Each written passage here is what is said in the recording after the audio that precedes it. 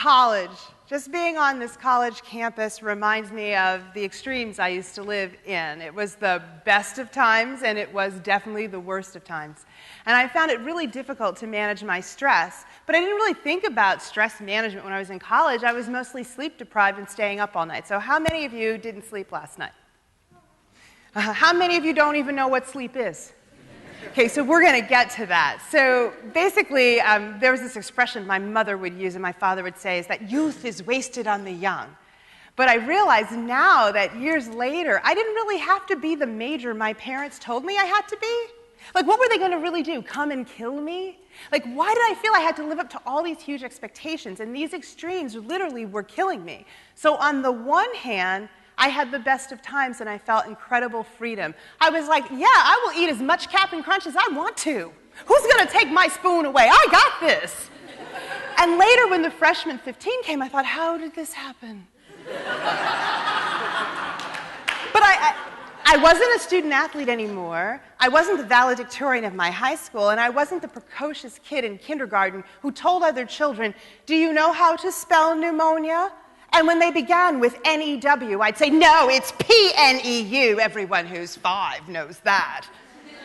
You could see I had social skills to work on and some problems there.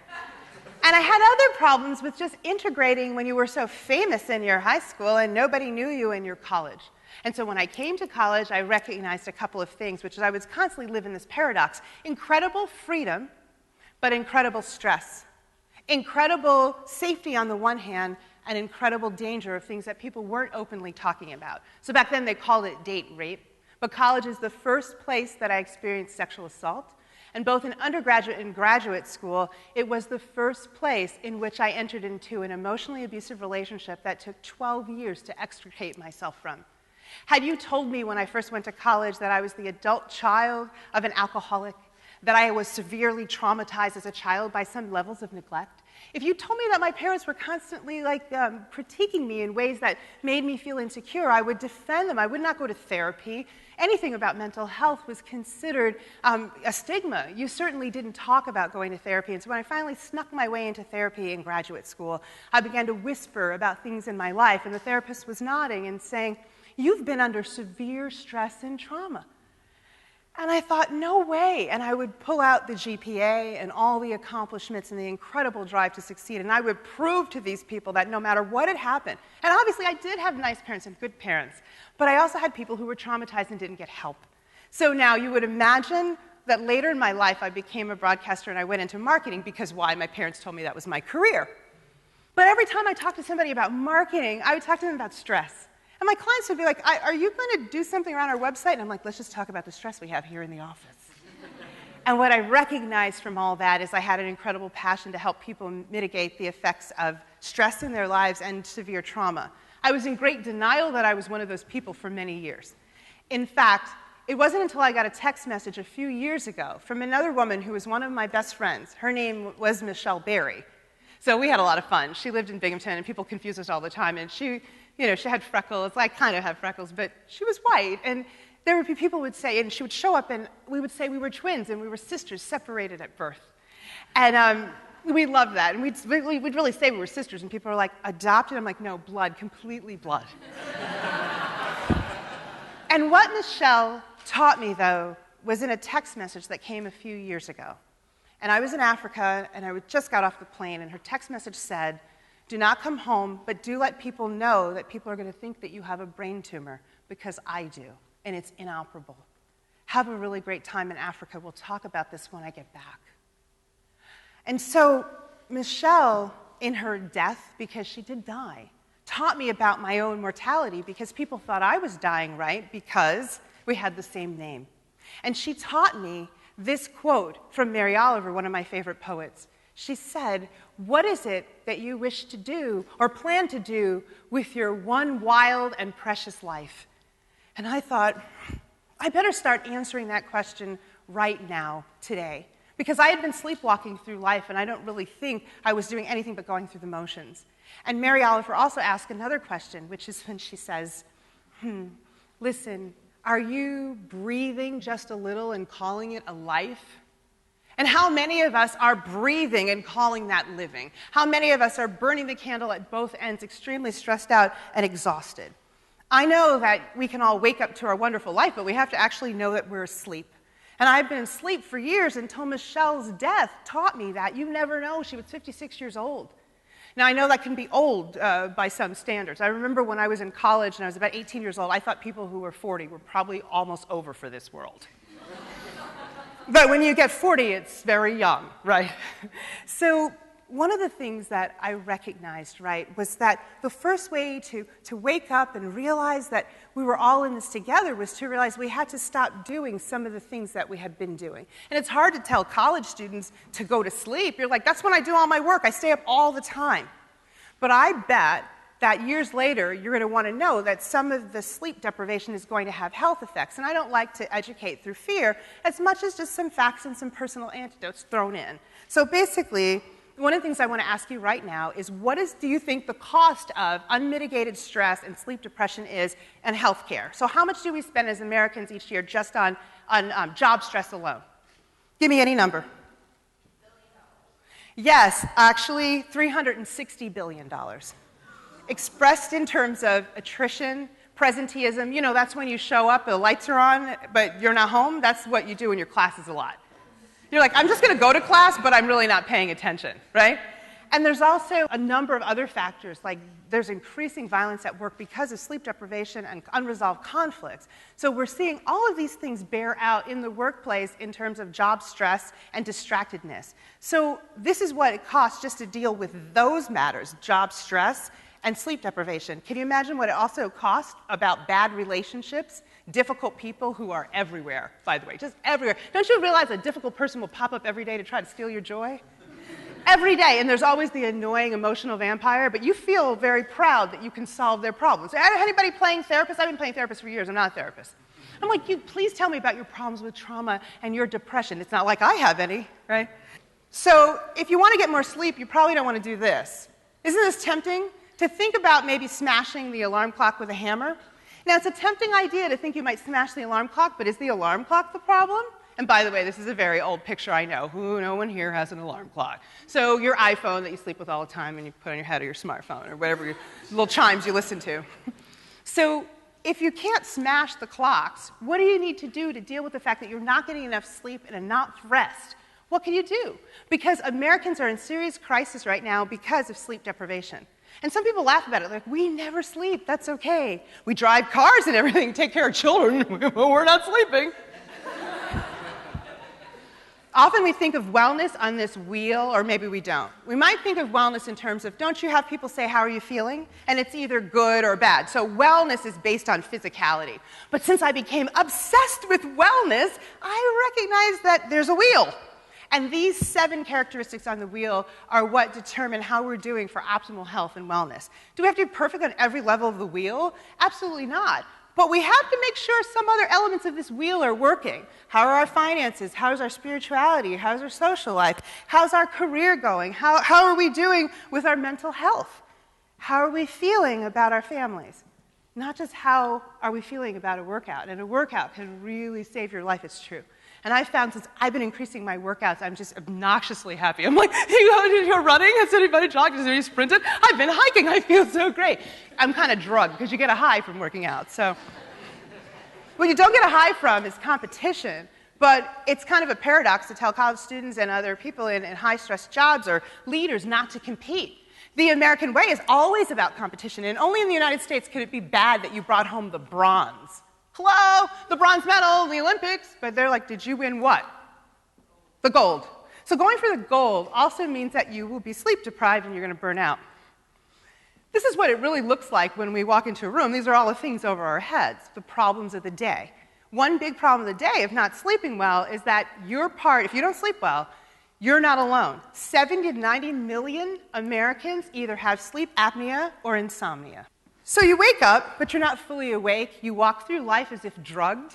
You're not really with us. The lights are on. Nobody's really home.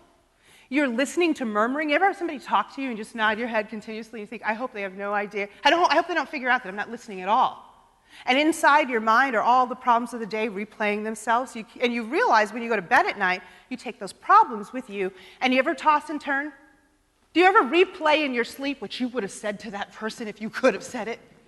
And you're like killing them in your sleep, and you're thinking of all ways that they're going to get revenge on them. And then you watch an episode of Scandal, and you got to follow that. How many people see themselves in this picture? That's a migraine headache. Until I got one, I used to think they weren't so bad. I was kind of like, is the migraine really that bad where we can make no sound? And then I got my first migraine, and I literally said to my family, can somebody just kill me? This is so bad. But sleeping at your desk is really common. How many people have done this?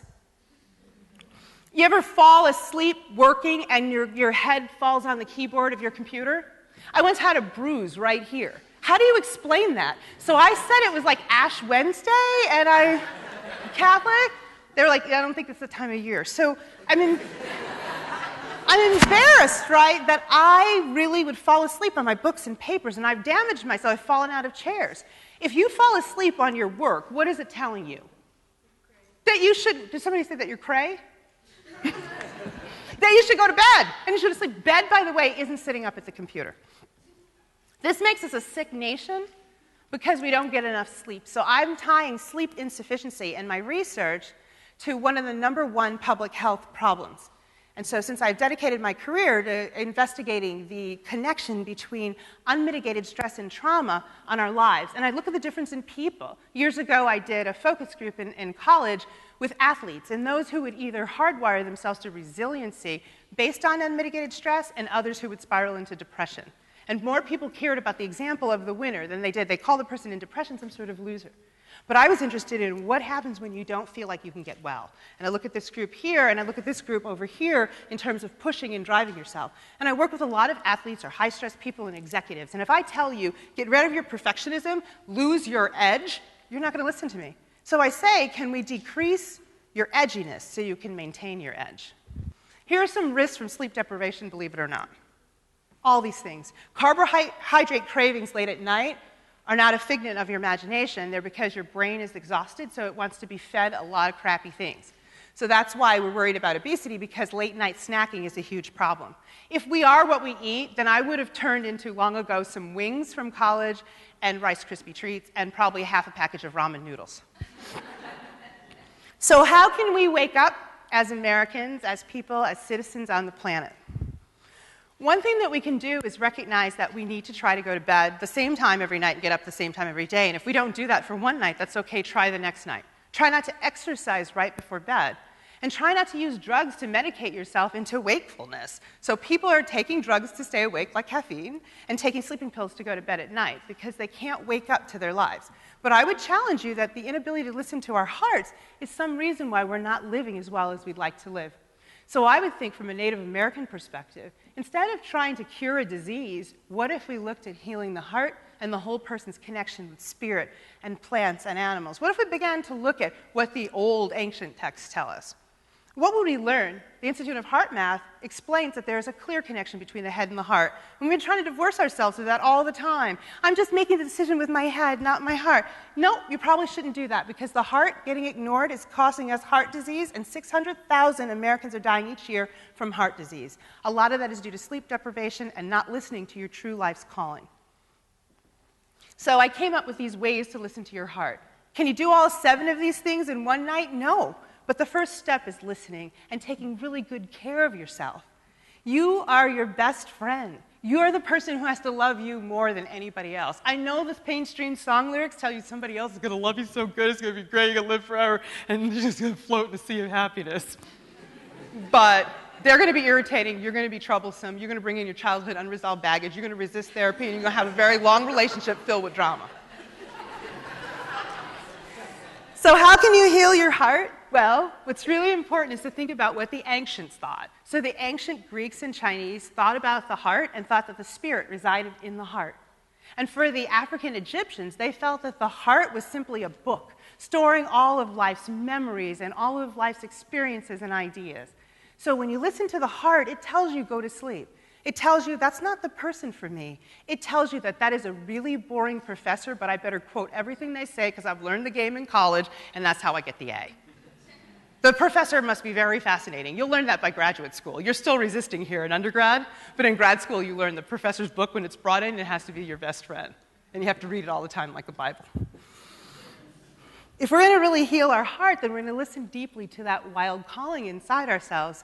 It isn't to run yourself on the treadmill of life in the rat race and never feel like you're enjoying anything. It's actually to take that risk and say, this is what I actually want to do. And there's a great thinker, his name is Vishen Lakhiani from Mind Valley, and he talks about, we're always focusing on our means goals as a country, but what if we looked at our end goals? What if we thought about what we wanted to contribute from the heart level in terms of the ways we want to grow, the ways we want to contribute in life, and what we want to experience? And we've seen from today, people have done amazing things that are just completely mind-boggling. The ways that we can push our bodies for a goal or recover from a stroke. We've seen ways that we can do things that cause us pain, that get us to an end goal that makes us better, wholer, living with our whole hearts. We've listened to people talk about great struggle and success. But the theme today that's been so interesting is that it's about love. It's about loving the self and dealing with the very most basic things that we can do, is just to show gratitude for ourselves and for others. So if we're going to heal our sick nation around stress and unmitigated trauma, one, we have to ask for help. The next thing is we have to listen to the heart, because it's speaking a really powerful message. And it also has a wildness to it that we shouldn't try to tame. There's a poem that I was afraid I wasn't going to commit to memory. I don't want to mess it up, by Mary. Mary Oliver writes, "You do not have to be good. You do not have to walk on your knees 100 miles through the desert repenting. You only have to let the soft animal of your body love what it loves. Tell me about despair, yours, and I'll tell you mine.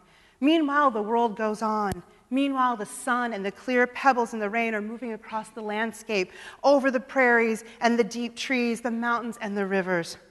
Meanwhile, the wild geese high in the clear blue air are heading home again. Whoever you are, no matter how lonely, the world offers itself to your imagination, calls to you like the wild geese, harsh and exciting, over and over, announcing itself in the family of things.